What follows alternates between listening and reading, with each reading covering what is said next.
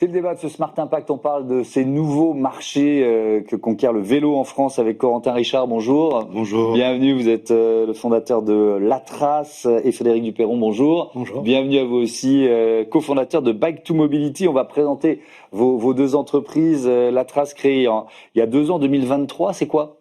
Tout à fait. Alors, c'est une application et un site internet qui permettent de trouver et de personnaliser son voyage à vélo partout en France. Et plein d'autres choses qu'on est en train de développer. Et dont vous nous parlerez évidemment. Et Bike2Mobility que vous avez créé il y a 4 ans. Oui, donc Bike2Mobility, notre vision, c'est de décarboner les mobilités professionnelles au quotidien. Okay. Et donc, on propose des diverses solutions pour les entreprises, donc en B2B, et notamment donc des vélos électriques de fonction en location longue durée pour les entreprises et leurs salariés. Le vélo de fonction, on va en reparler. Je vais vous poser la même question. Pourquoi vous aimez le vélo ? Moi, je fais du vélo depuis une dizaine d'années. J'en ai fait quand j'étais tout petit, mais plutôt pendant les vacances. Et maintenant, j'en ai fait un mode de vie. J'ai arrêté de prendre l'avion il y a 6 ans maintenant. Et j'en suis pas malheureux. Et donc, mes vacances se résument à des vacances à vélo, à voyager avec mes bagages et à découvrir la France et l'Europe. Et ça me fait beaucoup de bien. En termes de santé, en termes de bonheur, et ça me permet de réfléchir, de voir et de regarder ma pensée. Et voilà, ça m'apporte beaucoup de bonheur et ça me rend moins bête, je crois. Écoutez, c'est un très très bon objectif, mais on verra jusqu'où on peut aller, jusqu'où vous proposez des voyages. Pourquoi vous ou pourquoi vos clients, tiens d'ailleurs, ils aiment le vélo ? Je crois que le vélo, c'est la liberté, d'une part. Aujourd'hui, pour les déplacements... Alors, on va peut-être parler du vélo longue distance, mais nous, on est plutôt sur les déplacements du quotidien. Donc, moins de 10 km, moins de 15 km. Et là, c'est vraiment la solution pour se déplacer librement, tranquillement. C'est bon pour l'environnement, mais c'est bon aussi pour soi, pour la santé. Ça permet de lutter contre la sédentarité. Voilà. Et pour les entreprises, c'est valorisant pour la marque employeur. C'est une action RSE concrète, facile à déployer. Et puis, ça change la vie des gens au quotidien. Ça leur facilite la vie. Aller plus vite au travail, avoir des horaires plus flexibles, arriver plus décontracté, faire un peu de sport. Voilà. Donc, c'est vraiment une autre façon de se déplacer, un autre rythme, mais aussi plus de convivialité. Avec ce chiffre, on est déjà à 10% de Français qui utilisent leur vélo tous les jours. Est-ce que, pour vous, il y a un potentiel de croissance qui est énorme et qui passe peut-être justement par l'action des entreprises, ou est-ce qu'on est quand même à une sorte de palier qui va être difficile de dépasser ? On n'est pas encore à 10%, on est plutôt autour de 5% en France. Alors moi, c'est les chiffres qu'on a trouvés sur l'utilisation c'est du déclaratif. Là, 5, 10, les statistiques, c'est plutôt la part modale du vélo en France, c'est plutôt 5%. Voilà, après, il y a des gens qui l'utilisent effectivement épisodiquement, d'où les 10%. Et si on regarde la France par rapport à d'autres pays en Europe du Nord, l'Allemagne, la Belgique, la Hollande, on voit qu'on a encore un potentiel de développement considérable. Donc, pour déployer ce potentiel, pour le débloquer, je pense que toutes les bonnes volontés sont nécessaires. Donc à la fois les pouvoirs publics qui sont très engagés, notamment dans l'adaptation des infrastructures cyclables, et puis aussi les employeurs, voilà, pour encourager leurs salariés et aussi faire des économies, parce que le vélo, ça coûte moins cher que la voiture de fonction. Donc voilà, c'est un mouvement convergent. Alors, vous nous proposez de partir en vacances à vélo. Jusqu'où êtes-vous prêt à nous emmener, Corentin Richard ? Alors, pour l'instant, on est présent partout en France. On essaie de proposer donc des séjours qui sont adaptés au profil de chacun. C'est hyper important. Moi, j'ai eu l'occasion de faire des virées à vélo très longues, mais c'est pas le cas de la plupart des gens. Il faut leur mettre le pied à l'étrier, il faut ne pas les dégoûter. Et donc, il faut commencer par des petites distances, mais on a beaucoup d'infrastructures en France, et donc il faut en profiter dans des endroits absolument exceptionnels. Je pense à la Loire à vélo, à la Via Rona, à la Vélodyssée. On peut pédaler au bord de la mer, on peut aller voir les plus beaux châteaux du monde à vélo. Et il y en a beaucoup d'autres qui sont en train de se développer, donc c'est extrêmement positif. Sans parler des montagnes françaises qui sont absolument magnifiques. Les montagnes, sans assistance électrique, c'est encore un peu plus dur. Vous avez des partenaires, c'est-à-dire que vous proposez un un séjour entre guillemets ou un trajet ou un voyage clé en main, c'est-à-dire avec les hébergements, avec différents niveaux de difficulté proposés aux utilisateurs. C'est un peu à l'image de ce que disait Frédéric. En fait, on a vraiment besoin de mobiliser tout le monde. Donc là-dedans, dans le tourisme à vélo, il y a plein de réalités différentes.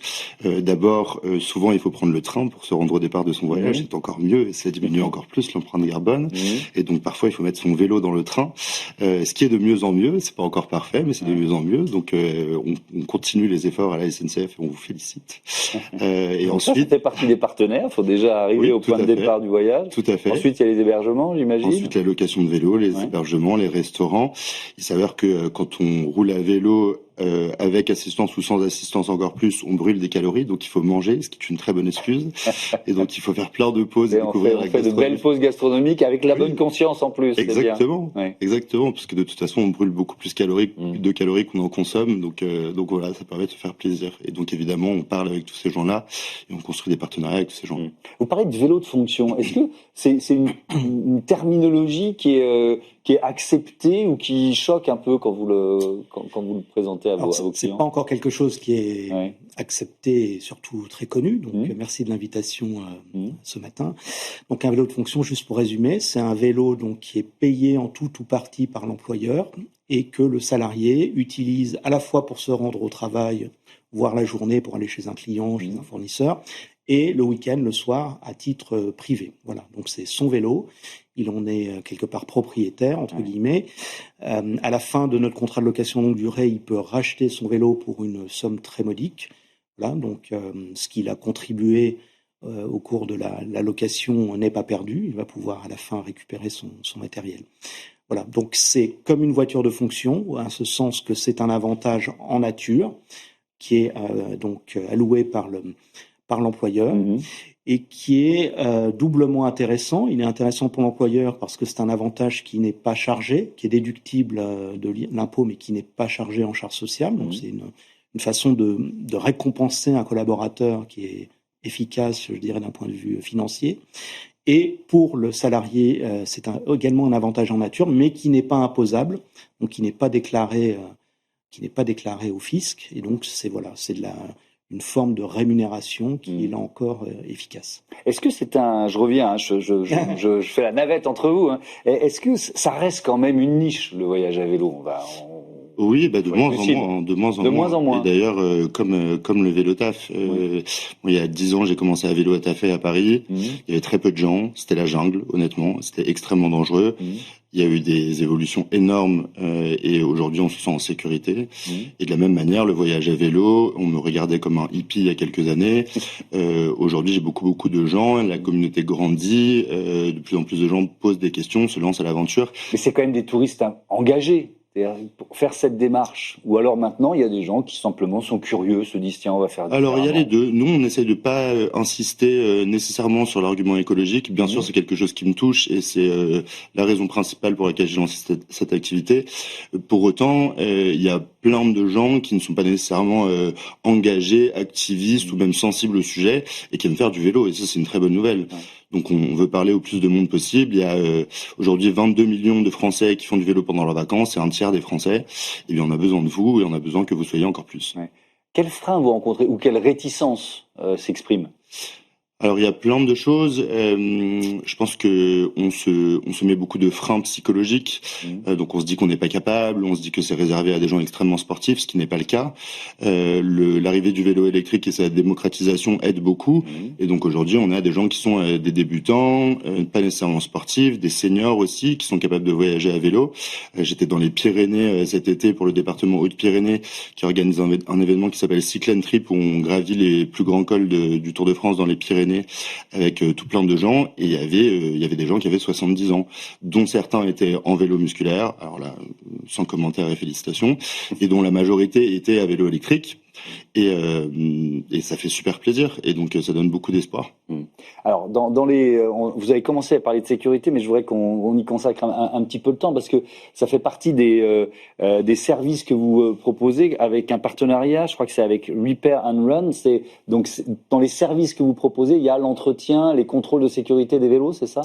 Tout à fait. Donc le concept du vélo de fonction ou du vélo en location longue durée, plus largement, c'est effectivement que c'est un package où vous bénéficiez du vélo, des accessoires, de son montage, de sa mise en service, et puis de son entretien régulier. Donc pour ça, comme disait Corentin, on fait travailler aussi beaucoup de monde localement dans toute la France. On s'appuie sur des partenaires, dont Repair and Run, qui est une franchise d'ateliers de réparation qui est présente dans pas mal de grandes villes en France maintenant, donc un partenaire privilégié pour nous.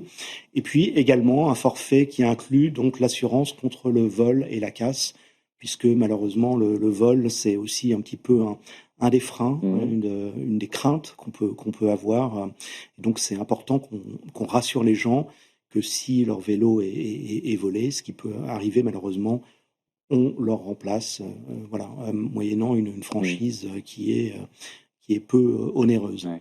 Voilà. Donc aujourd'hui, je voudrais revenir sur ce qu'a dit Corentin. Je pense que la pratique du vélo, c'est un cercle vertueux, c'est-à-dire que plus il y a de gens qui s'y convertissent, et plus ça rassure ceux qui peuvent être peut-être un peu réticents à basculer. C'est vrai qu'il y a des freins psychologiques, et je pense que le plus gros frein, à mon sens, c'est la sécurité sur la route. Il y a des gens pour qui faire du vélo, c'est pas naturel. Il y en a pour qui, on fait du vélo toute notre vie. Moi, je sais que j'adore ça. Bon, il y a des gens, c'est moins naturel. Ils sont encore attachés à leur voiture, à la protection qu'offre une voiture.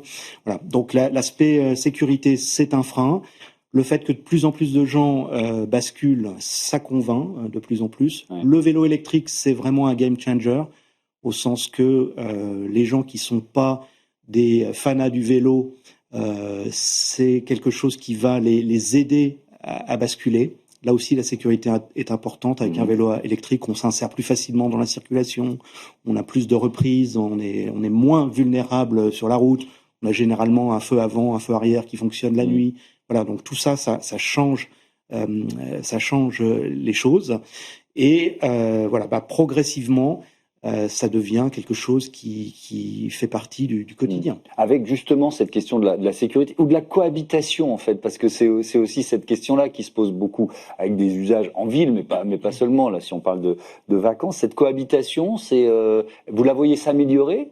Alors que ça peut sembler contre-intuitif, il y a de plus en plus de vélos, de trottinettes, et on rajoute les voitures, les piétons, les taxis en ville, etc. La cohabitation, elle se passe comment pour vous ? Je pense qu'il y a vraiment deux réalités. Il y a les grandes agglomérations et ensuite les grands axes à vélo, donc les axes de long cours, de nouveau les grandes véloroutes de France.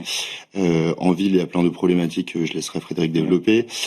Quand on est sur une véloroute, on voit beaucoup moins de trottinettes. On est souvent sur des voies en propre. Sur la Loire à vélo, on est au bord de la Loire, plus au bord de la Loire que les voitures, et on n'est pas dérangé, donc c'est extrêmement agréable.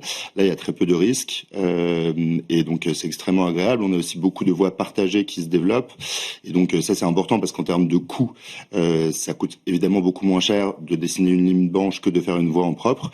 Après, c'est aussi moins sécurisant, mais ça aide les cyclistes à avoir un espace bien déterminé où ils peuvent se sentir en sécurité. Merci beaucoup à tous les deux et à bientôt sur Be Smart for Change. C'est l'heure du grand entretien de ce Smart Impact avec le président de la Fondation pour la Nature et l'Homme.